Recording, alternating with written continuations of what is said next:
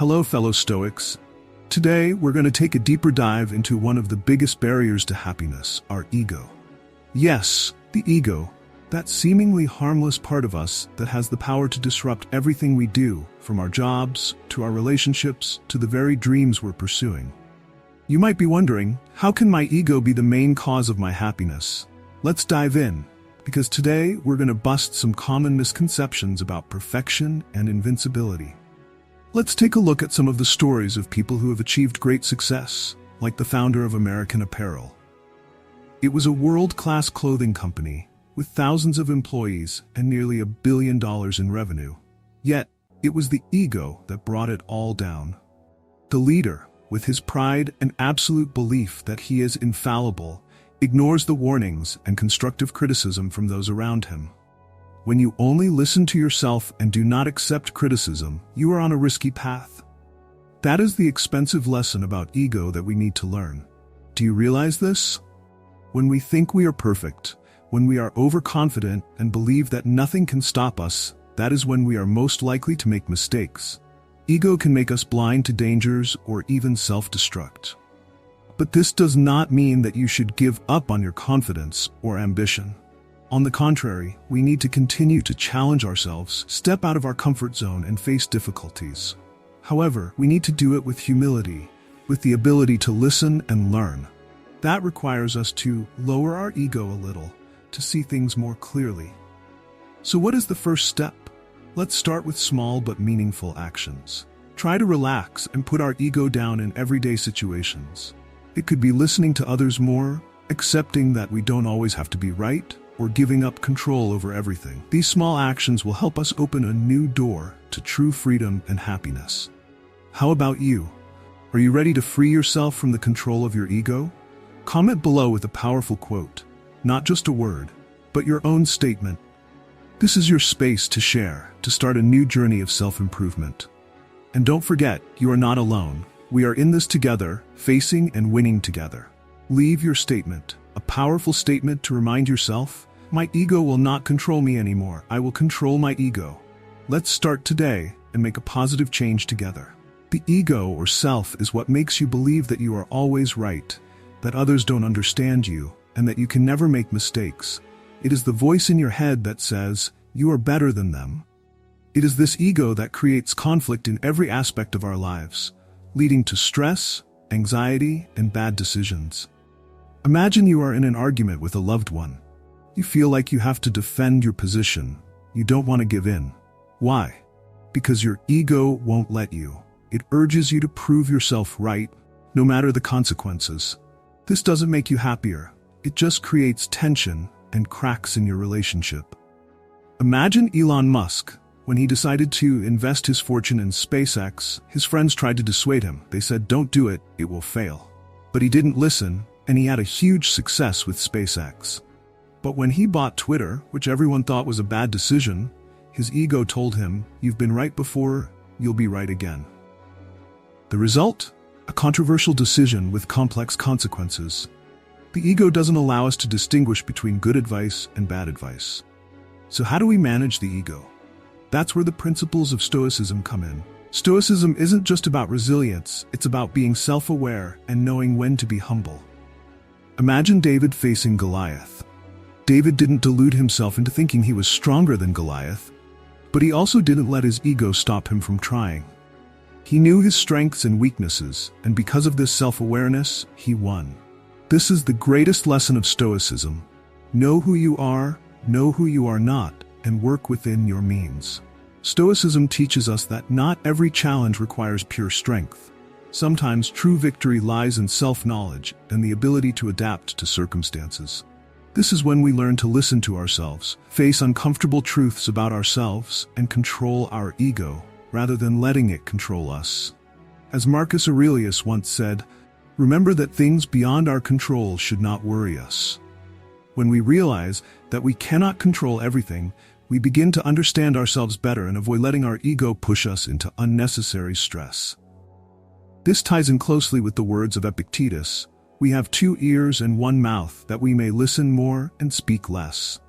Our ego often urges us to speak and act impulsively, but wisdom lies in listening, listening to advice, listening to our feelings, and acting more wisely. Ego control does not come from being stubborn or arrogant, but from being able to listen and learn. Seneca also reminded, sometimes even to live is an act of courage. Facing your ego, admitting your mistakes and weaknesses takes a lot of courage. Personal growth does not come from ignoring weaknesses, but from having the courage to face and change them.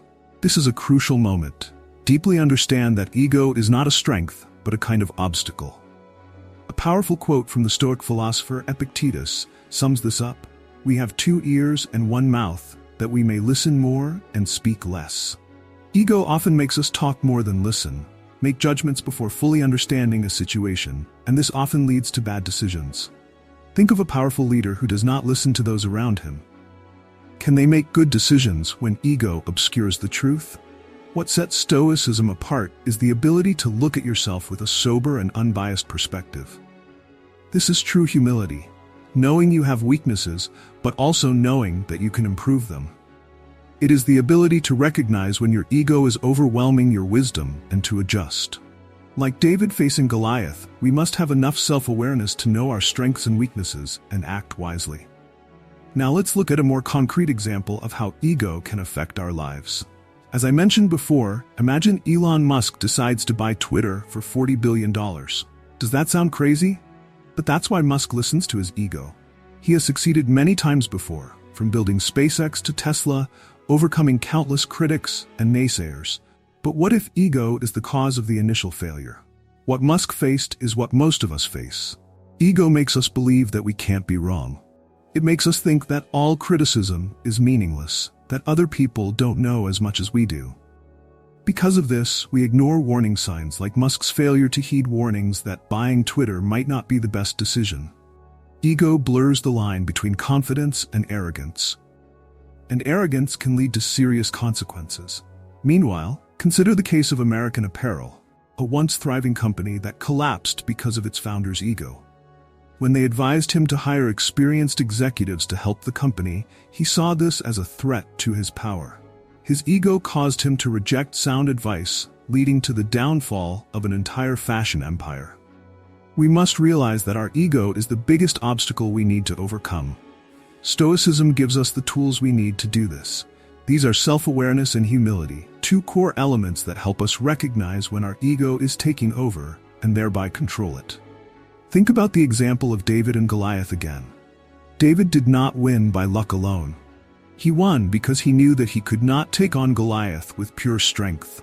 He knew that he could not wear heavy armor and fight like a true warrior. But instead of letting his ego take over, he used humility and awareness of his abilities, finding other ways to defeat Goliath. It was his humility that helped him win. We do not have to be pure Stoics to learn from this philosophy. It is important to recognize the value of humility and self-awareness in everyday life. Don't let your ego block you from seeing the truth or cause you to discount advice from others. When we practice self-awareness and control our ego, we become more aware of our strengths and weaknesses. This not only helps us grow as individuals, but also improves the way we make decisions, communicate, and build relationships with others. Finally, let's go back to the NFL coach who once said, "Ego is the cancer of the profession." This is true in all professions, not just sports. When the ego takes control, it blurs the line between confidence and arrogance, making it difficult for us to distinguish between the right decision and the wrong one.